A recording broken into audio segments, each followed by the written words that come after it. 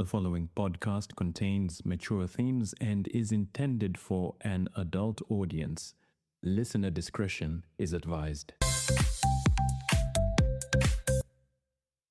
In the previous episode of Summa Made Simple, we were going into the modern day objections to what St. Thomas Aquinas had put down as the enumeration of the parts of lust, speaking about, and we had gone more into this unnatural act. By a natural act, we mean sexual acts where the whole objective of the sexual act is completely subverted and undermined and ripped apart from the act itself. So where reproduction is taken out of the sexual act. And we had introduced a letter by a pope, which is called Humanae Vitae, or On Human Life, which was written by Pope Paul VI, and introduced that's where he broke down the reason why contraception is intrinsically evil. What does intrinsically evil mean? It means that there is no circumstance, there is no situation, there is no factor which can make the act itself of contraception ever good or neutral. So that's what it means, intrinsically evil. It's like murder. Murder is intrinsically evil. You have to define murder. You have to say, what is murder? Murder is the taking away of the life of an innocent person deliberately. So there is no circumstance, there is no factor, there is no situation in which murder is not intrinsically evil. Now, if you change other circumstances, I didn't intend to kill that person, it was an accident, then it's not murder. So by definition, murder has to have the element of deliberateness, intentionality, willing. It's purposeful. You did it on purpose. That's part of the definition of murder. So going back to this idea of openness, of willing, of wanting, of seeking, or rather, it's a little bit more passive than that, of saying, listen, I'm not going to prevent, I'm not going to stand in the way or block the reason for which this thing exists in nature and in my body. I'm not going to block the reason for which the sexual act exists in nature. And that is what is called openness. Humanae Vitae, well worth reading, well worth looking for. It's a bit of a difficult read, but it's worth it, especially because it's one of those things which no one ever speaks about. Humanae Vitae on Human Life by Pope Paul VI. You may not agree with it. You may completely think that the Pope and the bishops and the Catholic Church have got it absolutely wrong, but at least do not strawman the argument. At least try and understand the point of view from which the Church is coming, from which the Pope and his bishops, the magisterium, the teaching authority of the Church is coming. Do not strawman the argument and save yourself the effort of thinking by saying, oh, they're out of touch with the times. Oh, they're so patriarchal. Oh, they're so backward. That's very convenient because it spares you the effort of thought, which is the hardest work on earth. The other reason why it's well worth reading is because you'll never hear this, if you're a church-going Catholic or Christian, you'll never hear this mentioned in church. Why? Because there are children around, so you can't have the priest going in his homily speaking about this thing when there are kids around, for crying out loud. So chances are you'll never ever hear about it being spoken about in church. So if you want to find out about it, if you want to understand the reasons behind this teaching, find Humanae Vitae. It's on the Vatican website by Pope Paul VI, by Saint Pope Paul VI. And that's where he speaks about this openness to life, and saying that openness to life cannot be taken apart from the other purposes for which sex exists, such as the union of the couple. Those two things actually go hand in hand, and he explains it at tremendous depth and tremendous length in that letter. That letter was not very popular. Many people ignored it. So back to the article. Why openness is required is seen from any purposeful act. For the goodness or malice of a human act is taken from its object and end. That's quoting Aquinas.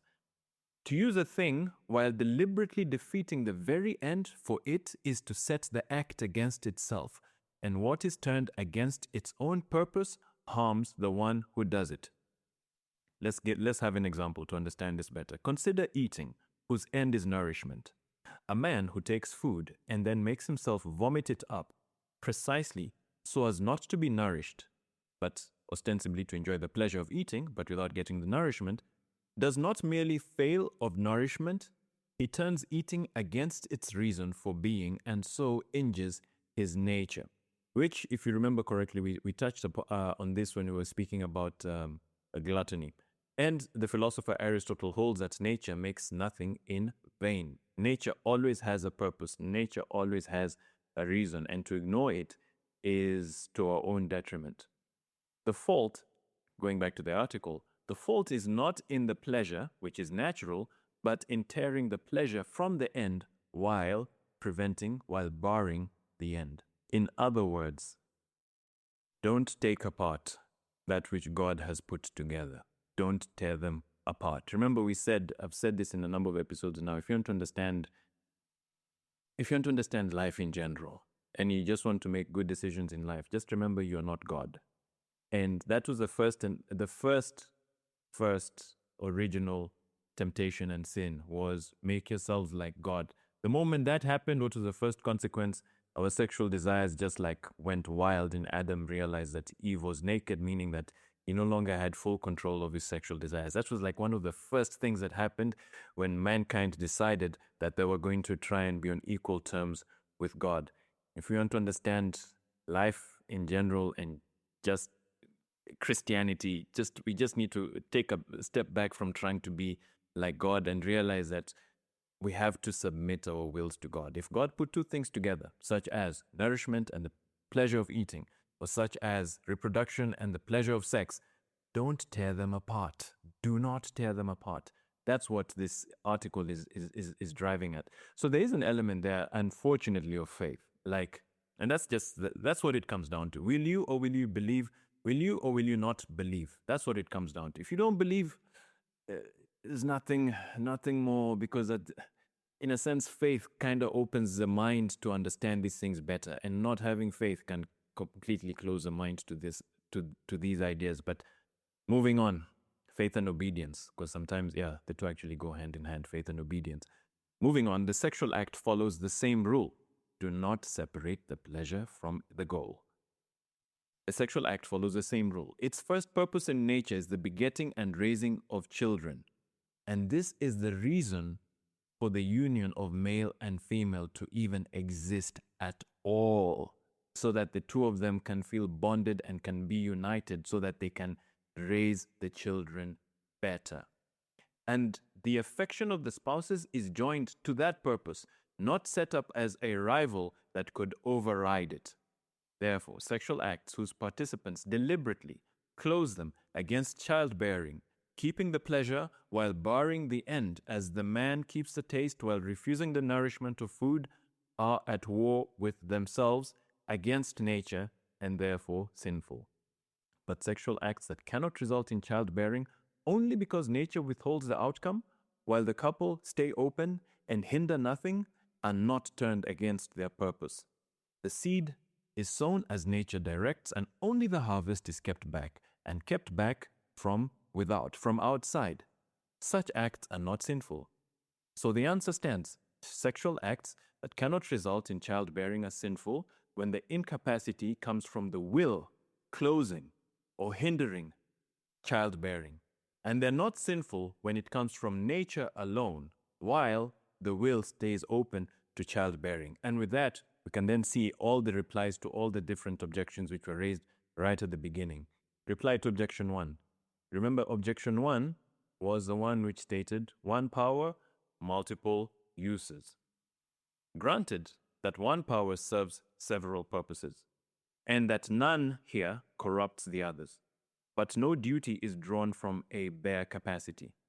The openness required is not the active intending of a child, but the refusal to bar one. So Hume's rule is not broken. The wrong is inferred, not from the fact that the organ can generate, but from the will's act of turning it against the end for which its owner uses it.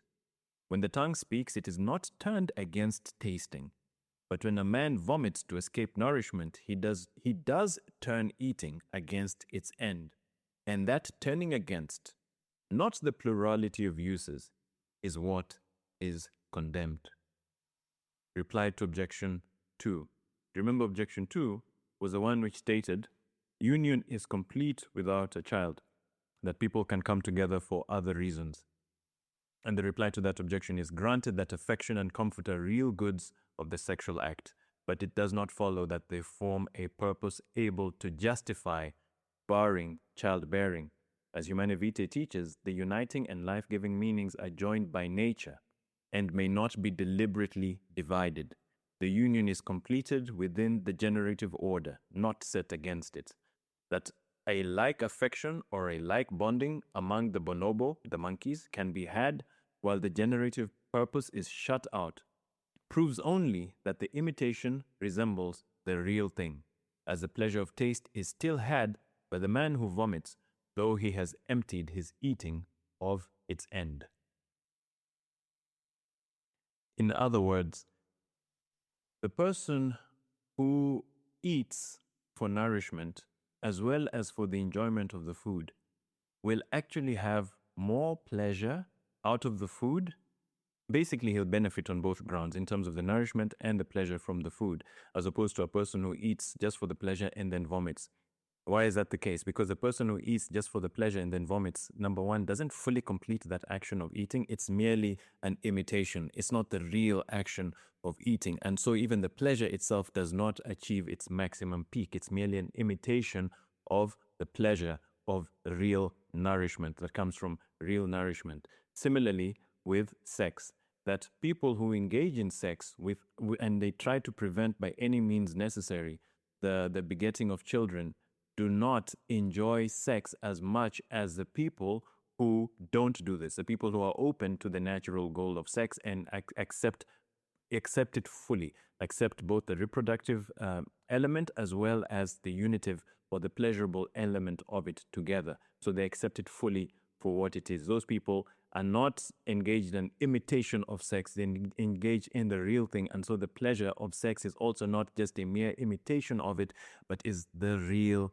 thing involved. In a sense, there's some real stakes involved. So because the stakes are real and are not a mere copy of stakes, the thrill is even deeper and more real. Reply to objection 3. Objection 3 said the barren are not condemned, speaking about aged women, aged couples, etc.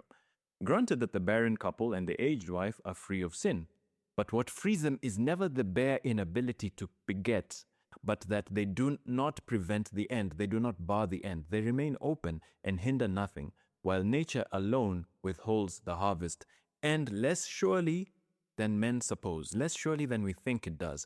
For scripture records that Sarah conceived Isaac at 90, past the age of childbearing, and that Elizabeth conceived John the Baptist, we speak about John the Baptist, when well advanced in years. And the record confirms it still, the Guinness Book of World Records, for Dawn Brooke bore a son at 59. That's in the Guinness Book of World Records. A woman who was 59 years old had a child. Because they stay open to a gift nature may yet give, their act is not turned against its purpose.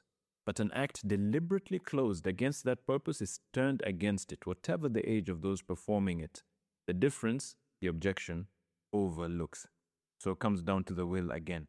Is this person open, even at the age of 80, and they engage in the sexual act? A married couple engages in the sexual act at the age of 80. Unlikely, but not impossible. The question is, they're not going to have a child. It's just not going to happen. But are they open to the possibility of having a child? Are they open to not standing in the way, not corrupting, not subverting, not undermining, not belittling the reason for which this action exists, not contradicting the action that their own body does? Are they open to the reality of the action that they're doing in its fullness? If that is the case, then of course they're not condemned. In fact, they're respecting nature. But if the opposite is the case, where they're not open, where they're subverting, where they're undermining, where they're belittling, where they're making a lie of the action which they're performing, then that goes against nature. And in that sense, that is when the act is sinful.